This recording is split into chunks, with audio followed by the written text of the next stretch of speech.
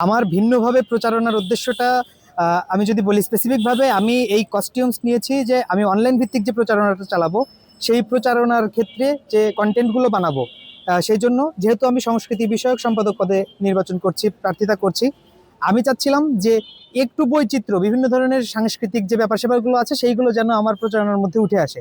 সেই চিন্তা থেকে আমি এই কস্টিউমস পরিধান করে আর কি আমার যে শ্যুট আছে সেই শ্যুট করছিলাম, কন্টেন্টে শ্যুট করছিলাম। এবং আমার মূলত এই আইডিয়া এই জন্য যে আমি যেন সংস্কৃতির বিষয়গুলো ফুটিয়ে তুলতে পারি, একইভাবে যেন বেশি মানুষের কাছে রিচ করতে পারি। আমার যারা ভোটার রয়েছেন বা শিক্ষার্থীরা যারা রয়েছেন সবার কাছে যেন আমি রিচ করতে পারি, এজন্য আমি একটু ভিন্নধর্মী প্রচারণা চালানোর চেষ্টা করেছি।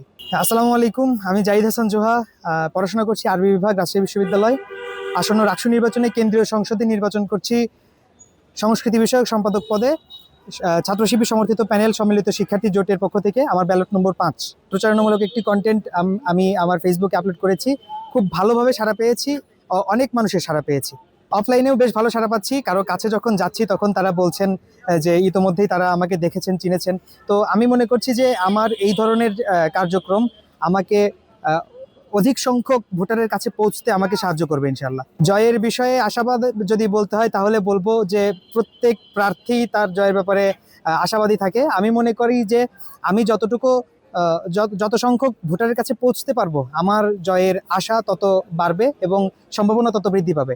আমি জয়ের ব্যাপারে যেমন নিজে আশাবাদী, একইভাবে চাই যে প্রত্যেক ভোটারের কাছে আমি যেন পৌঁছতে পারি। এই পদে আমি নিজেকে যোগ্য মনে করার কারণ আমি দীর্ঘদিন ধরে সংস্কৃতির সাথে আছি দুইভাবে। সংস্কৃতির সাথে কর্মী হিসেবে আছি এবং একই সাথে সংগঠক হিসেবে থাকার চেষ্টা করেছি। আমি বেশ কয়েকটি সাংস্কৃতিক সংগঠনে দীর্ঘদিন ধরে সংগঠকের দায়িত্ব পালন করেছি। আমি যেহেতু একাধারে একজন সংস্কৃতি কর্মী এবং একদিকে সাংস্কৃতিক সংগঠক, সেই জায়গা থেকে সাংস্কৃতিক যে শূন্যতা বা সীমাবদ্ধতার জায়গা বা যে বাধাগুলোর জায়গা আছে, প্রতিবন্ধকতার জায়গা আছে, এই জায়গাগুলো আমি বেশি ভালোভাবে আইডেন্টিফাই করতে পারি বা ফিল করতে পারি। এবং যত ভালোভাবে আমি সমস্যাগুলো আইডেন্টিফাই করতে পারবো ঠিক তত ভালোভাবে সেইগুলো সমাধান করা সম্ভব।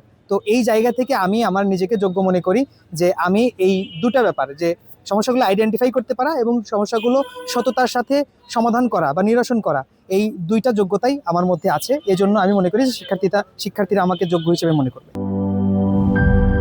শিয়া বাটার ও ভিটামিন ই সমৃদ্ধ লিলি বিউটি সোপ, তারুণ্যময় উজ্জ্বল ত্বকের জন্য। রিমার্ক